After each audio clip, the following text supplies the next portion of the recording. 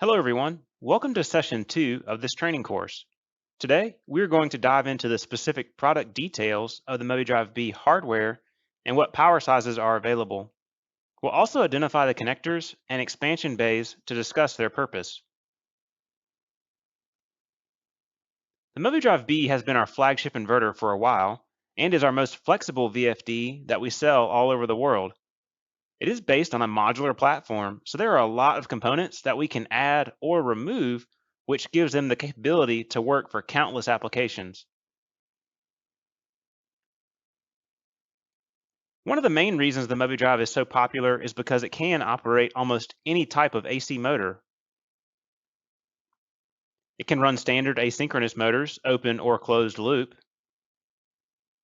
It can operate permanent magnet servo motors that have resolver or absolute encoder feedback. And it can operate linear motors. If you've never seen a linear motor, it's essentially a servo motor that has been unwrapped and is used for precision linear positioning. Let's summarize some of the key features of the MOVIDRIVE. Just like a simple VFD, the MOVIDRIVE can do simple speed control. It can control the motor torque directly for applications like winders and mixers that need a specific constant torque to operate properly. It can do positioning, and it does it very well. It can even be connected to other MOVIDRIVEs for master and slave positioning, which is called synchronous control. It can be operated in open or closed loop control. It can be commissioned to work in all of the different control modes that we discussed in the previous training session. It has a built-in programming language called IPOS Plus that opens the ability for countless types of customizations. Finally, it has application modules. These are pre-written programs that use a graphical interface to input some details about the application. The customizations are loaded in the background, which give the MOVIDRIVE the ability to accomplish sophisticated tasks that couldn't be configured just with using the standard parameters.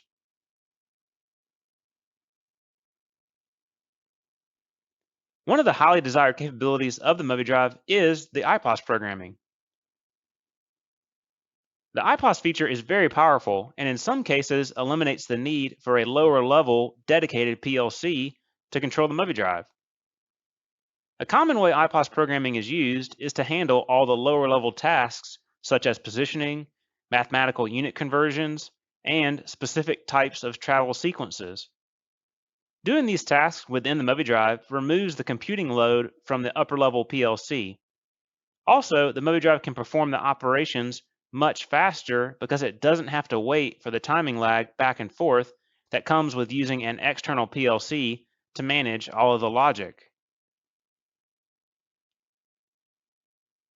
The IPOS language is a streamlined version of the C programming language, so it makes it quite simple to write a custom program from scratch if the programmer has had C experience in the past. The programming tool is a part of our free MoviTools software, so there isn't any software you have to pay for if you want to create a custom IPOS program for your application. As a side note, if the MOVIDRIVE is using a custom IPOS program, it is good practice to share the correct file with colleagues that may need it. Once the code is compiled and downloaded, it's not possible to extract the pre-compiled code from the MOVIDRIVE. If someone connects to the MOVIDRIVE without a copy of the code, all they can view is the assembly language version of it, and they can't make any edits to it. Having a copy of the code on hand will make troubleshooting much easier if problems happen later on. And it's the only way to make edits without starting from scratch again. So those code files are extremely important to store in an easy to find location. We understand that not everyone is a programmer or will want to create a custom program for each of their applications. So we have application modules that act as a bridge between the standard MOVIDRIVE parameters and a custom IPOS program. We have around a dozen modules to choose from that are tailored for different applications, like palletizing, flying saws, winders, turntables, positioning, master-slave synchronization, etc. The application modules are a lot easier to work with because all you have to do is answer some questions about the application. Then customized IPOS code is created in the background, so you don't have to figure out how to program the customizations and math functions from scratch. Each application module is well documented, so setting it up and mapping the process data words on the upper level PLC is straightforward by referencing the manual. We actually recommend using our application modules over creating a custom IPOS program if it meets all of the application needs. From a technical support standpoint, we know how the application module works and can locate errors in commissioning easier. If a MOVIDRIVE is using a custom IPOS program, we most likely won't have a copy of it, and the program probably doesn't have any accompanying documentation, so it can be very challenging to troubleshoot if problems were to come up later on. We will set up an application module in our lab exercises, so you will get to see what that process looks like. Let's cover some other helpful topics you should know. The first one we'll discuss is operating temperatures. The MOVIDRIVE is designed to work in temperatures ranging from 32 to 104 degrees Fahrenheit. There are applications like cold storage or furnaces that need positioning, and our MOVIDRIVE is used in a lot of those applications. But the MOVIDRIVE has to be installed in an area that can regulate the temperature into a safe level. Oftentimes, this means the electrical cabinet has its own air conditioning unit, or the cabinet is a good distance from the application where these temperature limits aren't exceeded. The storage limits are a little wider. For example, if the MOVIDRIVE is stored in a non-temperature regulated warehouse and it fluctuates in the winter or summer seasons, that's okay as long as it's not operated at those temperatures. The really important thing with storage is to make sure it remains dry and condensation isn't happening on the MOVIDRIVE.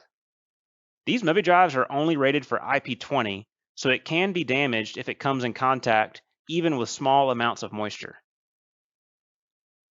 Another note about storage is that we recommend for any long-term storage that the spare MOVIDRIVE is powered with its rated line voltage for 5 minutes every 2 years.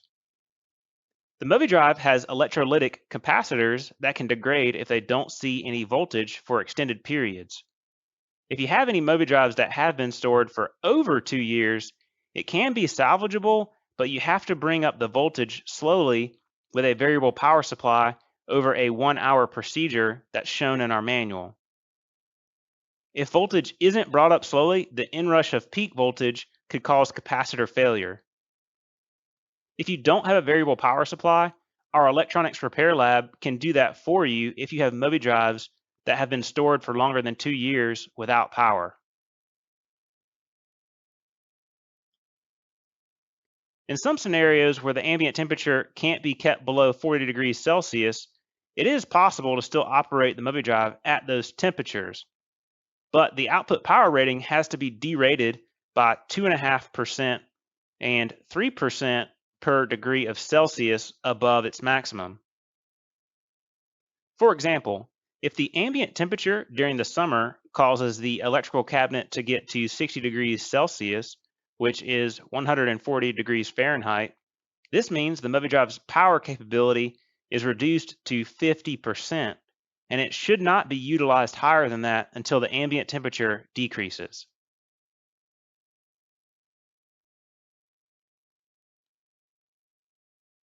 The MOVIDRIVE has very good overload capacity.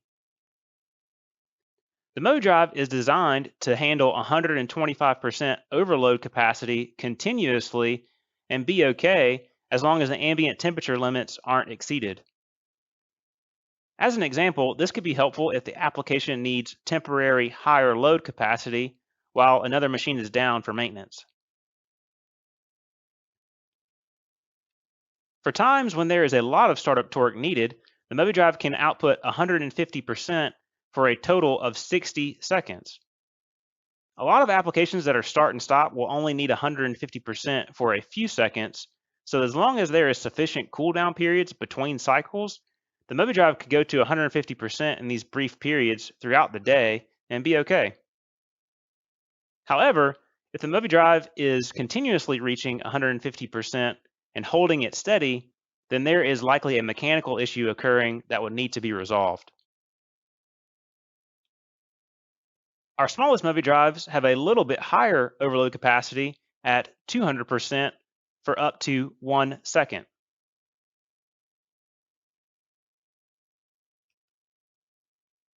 If you're installing a MOVIDRIVE, it is listed in the major certifications and will have the certification it meets listed on its side label. When you go to install the electronic hardware to meet these certifications, each one has numerous rules which will vary all over the world. So if you need more information about this, our MOVIDRIVE system manual goes into more detail about how it should be properly installed to conform to these certifications.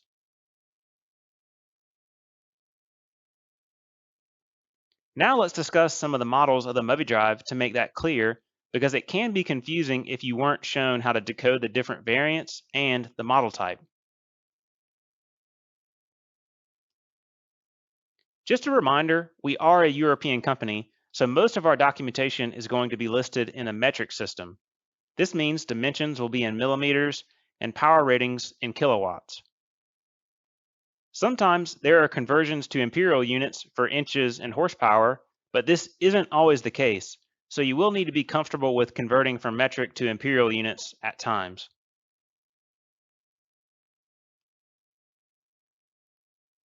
If you need to convert kilowatts to horsepower, that can be done by using the relationship that 1 horsepower is almost 3/4 of a kilowatt.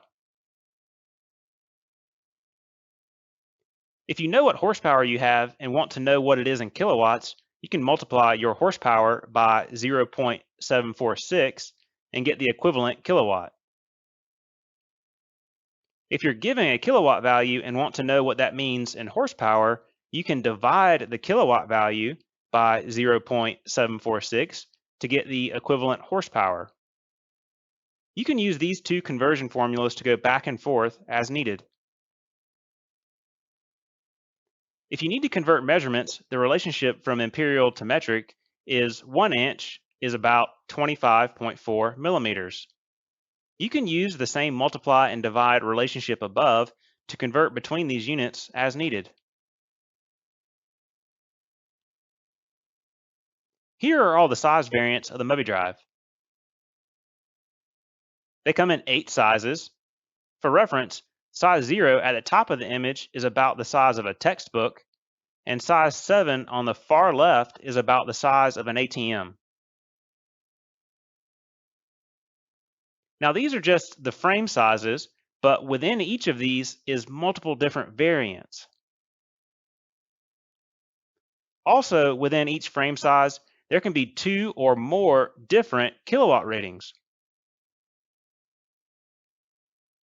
And finally, the MOVIDRIVE does support 230 volts in some of its sizes, so you will see some 230 volt compatibility in a handful of these frame sizes, but not all of them. I briefly mentioned it in our last training session, but the MOVIDRIVE doesn't have any options for single phase voltage like you would find in a residential environment. So these voltage ratings are only for 3-phase.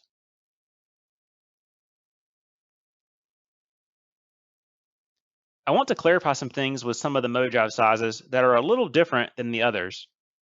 If you noticed in the last picture, there were 4 variants of size 0, and this is because each size has 2 different versions. For size 0, there are 0S and 0M. You can think of that as small and medium. These range from 0.55 kilowatts to 1.5 kilowatts. So these are the lowest output power MOVIDRIVEs we offer. Within those 2 sizes, there is this version that doesn't have any expansion slots. We call this option the MDX60B.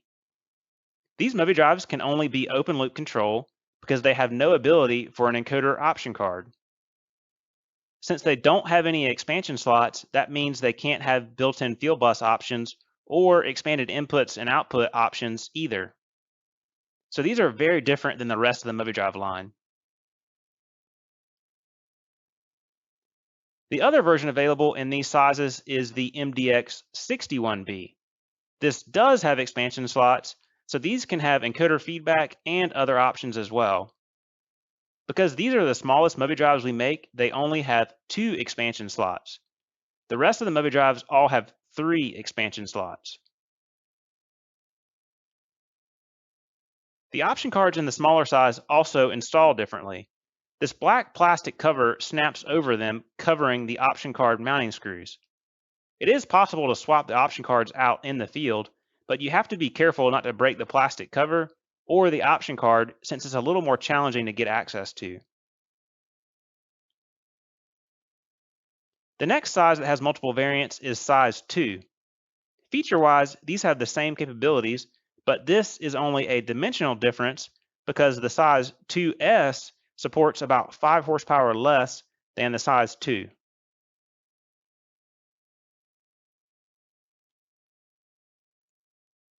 Here are the other sizes which have the same amount of expansion slots. You may notice something similar here between these, and it's the control sections on the front. They are the same between all the sizes.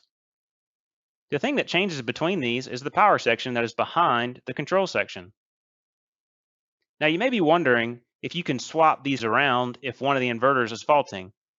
And that is only sometimes true, and we don't recommend doing that. When the control section is swapped around, the parameters could be accidentally wiped, or it can cause the MOVIDRIVE to not work correctly because of firmware mismatches. When we assemble these in the factory, there are 2 separate firmware packages that get written in the control section and in the power section. If the control section is swapped around and ends up on a power section that has a different firmware than it expects, it can cause faults and be hard to diagnose. So don't count on being able to do that as a troubleshooting step or as a way to manage spare part inventory. There have been some customers that have swapped control sections and have gotten their MOVIDRIVEs to work again, but doing that isn't good troubleshooting practice because the underlying problem was never determined, and it will cause the replacement control section to fail later on.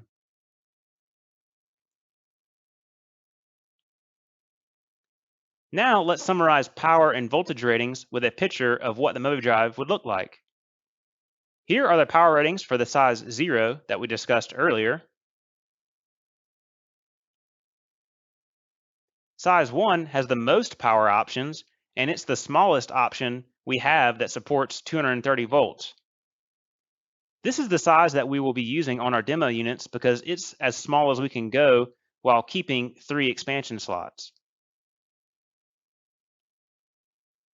In size 2, we can see the 2 different variants and the power ratings here.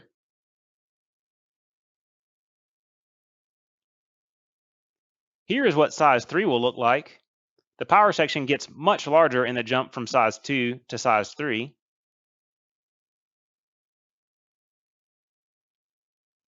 This is size 4, and it's the last size that supports 230 volts. Here is size 5, and to get a reference of how large this is, it weighs about 77 pounds. This is size 6, and it stands around 3¼ feet tall. Finally, this is size 7 that has a maximum power rating of 250 kilowatts, which is around 335 horsepower. It weighs in at a whopping 617 pounds. You may be wondering what kind of application would need that much power. Well, we've seen these used in recycling machines that grind up catalytic converters from automobiles to reclaim the platinum. We've also seen this in a large amusement ride that spins vertically, and it has 8 motors being driven by a single size 7. So they are out there. In the last session, I said that the MOVITRAC B is based on the MOVIDRIVE B platform, and this is how. The power sections between the MOVIDRIVEs and the MOVITRACs are the same. The only difference is the control section. This is how the MOVITrack and MOVIDRIVE can have very similar parameter sets because they use similar parts. The same recommendation applies to not swap the control section around as a troubleshooting step.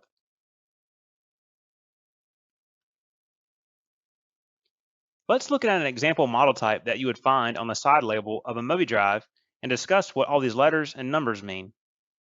The type code will always begin with MDX, and this just means the MOVIDRIVE series. The letter B means the B version. This is the version this training course is dedicated to. The older MOVIDRIVE version was the A version, which is steadily being discontinued because parts for it are becoming no longer available. The 60 and 61 is what we showed before, which means without or with expansion slots. Remember, only the smallest MOVIDRIVE has the option to not have any expansion slots. The 4-digit number that follows is very important, and it is the output power rating in kilowatts. If you just remember that there is an imaginary decimal place between the last two digits, you can easily determine what output rating the MOVIDRIVE is. So a number of 0011 is 1.1 kilowatts. The next digit indicates the rated input voltage. The 230 volt range will have a 2, and the 460 volt range will have a 5. The letter and number that it's grouped with is what type of line filter it has, and the last number indicates that it's a 3-phase supply. Once you get into the larger power MOVIDRIVEs, they don't come with internal line filters, so its type code would automatically be 503, for example. The next section is if the MOVIDRIVE can have a brake resistor or not. All our MOVIDRIVEs can have a brake resistor except in the size 7 because it can be built without that brake chopper circuit if the application doesn't need it. This would be a special case though. Finally, the last two digits are also very important. The last two digits indicate what programming level the MOVIDRIVE can support. All of our MOVIDRIVEs support IPOS programming, but if you want to use any of the application modules or special features of our MOVIDRIVE, like synchronous operation, camming, etc., it would need to have the 0T technology package loaded to it. If you try to load an application module or an advanced IPOS program to a MOVIDRIVE with just the standard IPOS level of 00, the MOVIDRIVE will issue a fault code that can't be cleared until the technology level is corrected. We do see this occasionally where the wrong IPOS level is ordered and the replacement MOVIDRIVE issues a fault when the parameter backup is loaded. This can be fixed in the field though. The 0T technology level can be ordered afterwards with our customer service department, and we can issue a unique software code for the serial number of the MOVIDRIVE, which will unlock the technology level. To avoid having an incorrect order in the future, we recommend that you write 0T added somewhere on the MOVIDRIVE with a marker that's easy to see, or you can have your local salesman visit the plant to install the correct model label that will show that the 0T level has been added. We aren't able to send a replacement label directly to the customer because of the certifications it has printed on it, so it will have to be installed by an employee of SEW if you want to go that route. All right, let's look at the hardware of the MOVIDRIVE. Just as a reminder, the MOVIDRIVE is often operated on 460 volts, and because of its half-wave input rectifier, the DC bus level is steady around 700 volts DC and can reach 1000 volts during regenerative operation, so be very careful when working around it.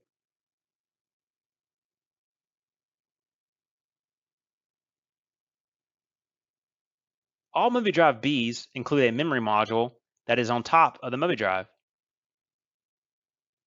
At first glance, it's easy to think that this is a start-stop switch because of the shape and it has the word stop on it, but it's not a switch. The reason the stop text is there is to remind you not to pull this out while the MOVIDRIVE is under power. The purpose of the memory card is to make replacing the memory drive easier. If the card hasn't been corrupted, then you can move the memory module from the old memory drive to the replacement memory drive without having to use the keypad or computer to transfer the parameters and any IPOS programs. As a warning, you should never power on the memory drive without the module installed. This was more of a problem in the older memory drive Bs, but still don't do this. For example, if an older memory drive is accidentally powered without the module, once the module is installed, the data on it could be scrambled, which corrupts the parameter file and makes it unusable. The only way to recover the parameters after that is to have a pre-existing backup on a keypad or computer. If the parameters have never been backed up, then the memory drive would need to be commissioned from scratch to get it operating again. This could be difficult, especially if a custom IPOS program or application module is being used. In 2018, we had to make a circuit change to our memory modules, so any of our new memory drives will have this black dot underneath the stop text. This dot represents the new version memory circuit board. The reason this matters is because of compatibility. An old memory module that doesn't have the black dot is compatible with any version of our firmware, even the newest firmware. The new module that has the black dot will not work in an older memory drive with older firmware. It only works in firmware version 22 or higher. Let me explain this with a couple examples. If you had an old memory drive and it needs to be replaced, and you install a new memory drive, you can put your old memory module in the new memory drive and it will work okay. However, let's say you already had a new memory drive installed and for whatever reason it doesn't work and needs to be replaced. You check the stockroom and find an old memory drive there. Well, you will not be able to install that new memory module with the black dot in the old memory drive. The only way to get the old memory drive to work is to use the keypad or a computer to transfer the parameters. If you need your firmware updated, we recommend that you take great care when doing that because if the process is interrupted or has any hiccups, it will brick the memory drive. The only way to fix it at that point would be to have our repair lab open up the memory drive to access the circuit board to restart the firmware upgrade process. If you want to do the firmware upgrade yourself, we have a piece of software on our website that can do that, but you must know that the process can't be interrupted or the memory drive will be unusable until it's fixed. As a side note, our memory drive doesn't require regular firmware updating. We only update firmware on a case-by-case basis. If you don't want to have to remember all of these rules with swapping memory cards and what firmware is supported, then this training course will show you how to back up and restore parameters with the software, which is the preferred way to manage the parameter files.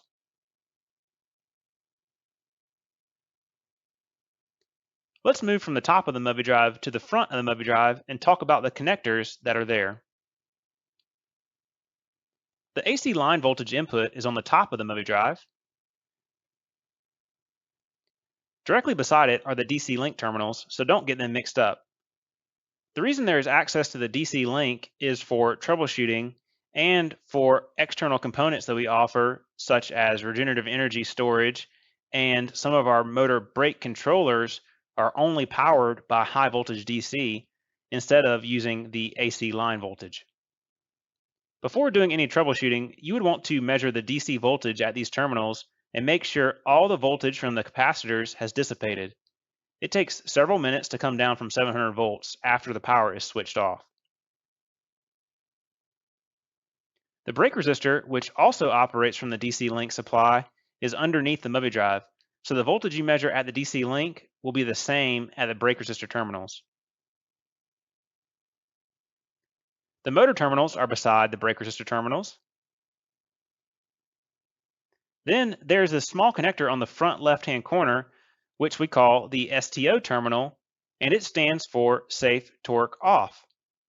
From the factory, we supply it with 24-volt jumper wires, but what some customers will do is remove these jumpers and feed in their own 24 volts from a functional safety controller. The purpose of the STO circuit is to immobilize the motor from turning. It does that by removing the control voltage from the output transistors. It's important to remember that this is not a lockout tagout, and it doesn't make it electrically safe to work on. There is still 460 and 700 volts present, and the MOVIDRIVE is still powered. As soon as the 24-volt STO signal switches back on, the MOVIDRIVE will start operating again without warning. You will always need to electrically and mechanically lock out the machine to do any work on a MOVIDRIVE or motor.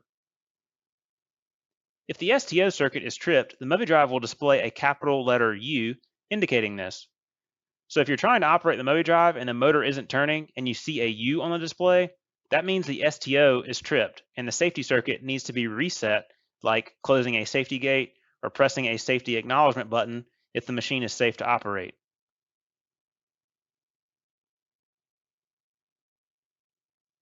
The front terminals on all of the MOVIDRIVEs are identical. The first row of terminal blocks shown here are for the low voltage inputs and outputs. In the variants that have expansion slots, the motor encoder card always installs in this lower left slot for closed loop control. The slot above it is where a field bus option card would go if you are wanting to connect the MOVIDRIVE directly to the plant network.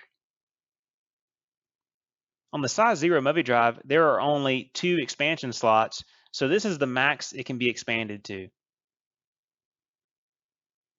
But on size 1 and up, you have a third slot, which is much taller, which is used for our feature expansions like master-slave option cards, external encoders, additional inputs and outputs.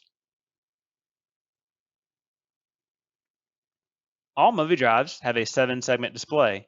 This shows you at a glance what operating condition the MOVIDRIVE is active in. This is also the location where the faults will flash if they occur. Directly below that is a jack that resembles a telephone port. This is the X terminal where we connect our RS-485 computer cable so we can communicate to the MOVIDRIVE with our MOVITools software. When you're not connected with a computer, this is also where the keypad communicates with the MOVIDRIVE. Below that is a small bank of dip switches. These change the RS-485 communication speed, which is called the baud rate, and it also configures the analog input to be a voltage signal, such as minus 10 volts to positive 10 volts, or a current signal, such as 4 to 20 milliamps. No matter what power rating MOVIDRIVE you're working with, the front panel will be identical except the amount of expansion slots. Lastly, not every card can fit in every slot, so don't try to force it. I already mentioned how to access the card's mounting screws in the size 0 MOVIDRIVE by unsnapping the black plastic cover on the right-hand side. In the size 1 and higher MOVIDRIVEs, the option cards are installed on sliding brackets that are held with Phillips screws on the front. Once the front screws are removed, the whole bracket slides out on a rail, giving access to the cards if you need to swap them out. You are allowed to add and swap cards as needed. Just be careful with them because you are handling a fragile circuit board that connects to the MOVIDRIVE with very fine pins at the rear of the option card. We see this a lot in the field and in our repair lab, so I'll mention it here, that you shouldn't ever crank down on any screws of the MOVIDRIVE. Whether it's the power terminals or the option card screws, these should only be snugged with just finger pressure. If the wire is easily pulled out, then you need to use ferrules on the end. If you're really torquing on it with your wrist, that is already too much torque, and that is running the risk of stripping the screw, which sometimes completely damages the terminal. Especially with the power input and motor terminals on some sizes of MOVIDRIVE that are built in and non-removable.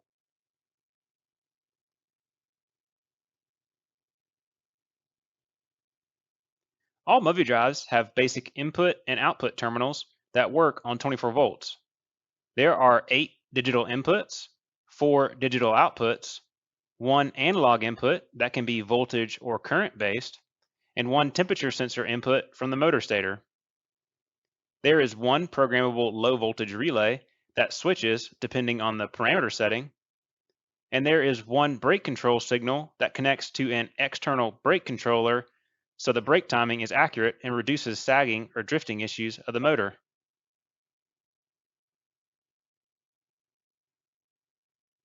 Of those digital inputs, one of those is named DI00. This is permanently assigned to controller inhibit. This prevents the MOVIDRIVE from enabling, somewhat like the STO circuit, but it operates on a different control principle. If you see a solid number 1 on the 7-segment display, this means the inhibit terminal doesn't have voltage and it's keeping the MOVIDRIVE from enabling. Whether you're using a field bus to control the MOVIDRIVE or just the inputs, you'll need to find a way in your circuit design to get constant 24 volts to this terminal when you want the MOVIDRIVE to operate. Also built into the MOVIDRIVE is this terminal block called S-Bus, which stands for the System Bus. This is a CAN-based protocol that gives us the ability to daisy chain communication between multiple MOVIDRIVEs. This is especially necessary for synchronous operation or when using an external field bus card that sends process data to each address it sees. There are limitations on how many MOVIDRIVEs you can connect together. The absolute maximum is 64 units if you're only connecting MOVIDRIVEs together. But if you're using an external field bus or some type of synchronization, this limit comes way down to a max of 8 or 16 units for each external device. This limit depends on what kind of external device you are using. Let's mention some miscellaneous extras. The most full-featured way to interface with a MOVIDRIVE is with our software. You'll need a communication cable to do that if it doesn't have a field bus card installed.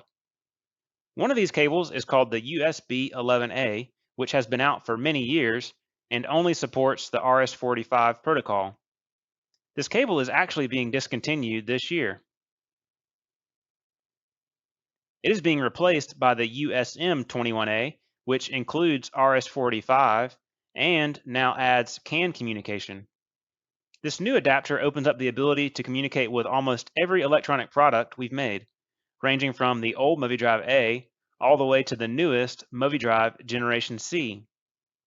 We have different plugs that can adapt it to the various ports on each inverter.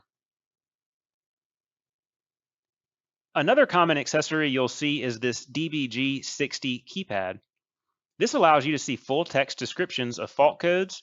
You can view, modify, and back up the parameters, and you could operate the MOVIDRIVE in manual mode with a keypad during troubleshooting if you had to and there wasn't a computer nearby. Another thing you may encounter are these yellow option cards. These are for functional safety control, and you have to be extremely careful when working with these because they connect into other safety circuits and are crucial to any safety certifications the machine may have. These option cards require a whole different software package to work with them that we won't be showing in this training series. This is because if any of the parameters have to be changed, it has to be done by someone that has went through a functional safety certification process. If you're not safety certified, the only thing you will be able to do with these cards is relocate them to a replacement MOVIDRIVE. You will not be allowed to remove them completely from service because that breaks the functional safety control chain.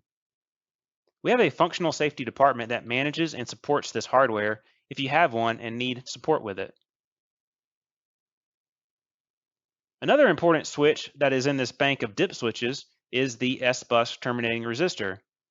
This must be switched on if you are using the S-Bus terminals for connection to other MOVIDRIVEs or to external field bus cards.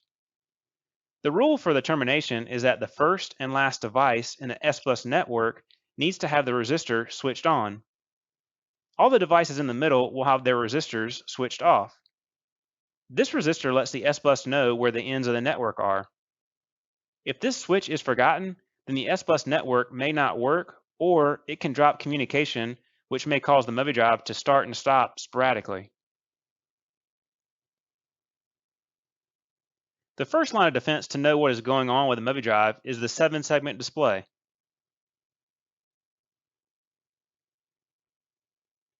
Some of these numbers are just informational for what mode the MOVIDRIVE is in. I've already mentioned a couple of these, like a solid 1 is for controller inhibit, and U means the STO terminal is tripped. Other common ones is the letter A. This is sometimes confusing because someone will see the motor isn't moving, but the display shows A. This means the MOVIDRIVE is enabled and there is an application module or custom IPOS program controlling it. When a program is controlling the MOVIDRIVE, it sometimes is waiting for a go signal from the PLC. So if you ever see an A and the motor isn't doing anything, that doesn't mean there is a problem with the MOVIDRIVE. The IPOS program is probably just waiting for the next command to know what to do. The other common ones are number 4, which means the motor is running in open loop mode. The number 5 says in control, which means closed loop speed control. The number 6 says M control, which means torque control.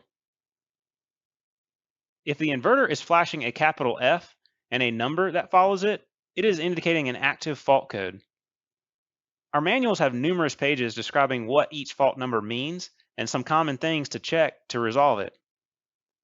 We won't go over every possible fault in this training course, but we will discuss in a later session what some of the most common ones are and things you should check if you encounter that fault code. Something that is very easy to overlook is in this bottom right-hand corner of the 7-segment display. This is a location for a blinking decimal light. This blinking light means that there is IPOS code loaded to the MOVIDRIVE and the processor is cycling through the commands. This IPOS code could be custom or it could be an application module. We wouldn't know what the code is unless we connected to the MOVIDRIVE with the software and took a look at the parameters to see how it was commissioned. When you replace a MOVIDRIVE that used IPOS code, the processor should restart automatically if the parameter backup was done while the program was running. If the program isn't running for some reason, then it can be restarted using the software, which will cause the light to start blinking again. Finally, if you see the capital F and it's backwards, then this is very bad. It means the MOVIDRIVE needs to be sent into our electronics repair lab to evaluate if it can be fixed. Otherwise, it would need to be completely replaced. This is rare to see a backwards F, but it does occur, and that condition can't be rectified with any troubleshooting in the field.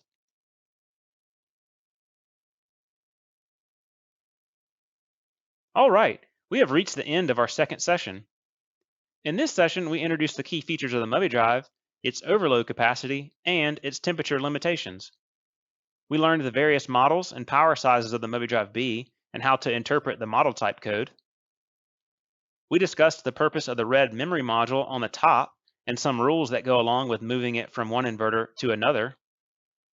We showed the different connector locations on the MOVIDRIVE and what their purpose is. Finally, we discussed some common accessories that you will use with a MOVIDRIVE, and we went over the 7-segment display codes and what they indicate. In the next session, we will go in depth with the external hardware the MOVIDRIVE could be operating with, such as power filters, I/O expansion cards, and field buses. We'll also go deeper into the closed-loop control method and introduce some encoder theory so we can understand how they work when used on the MOVIDRIVE. Thank you for your attention. Take care and have a good day.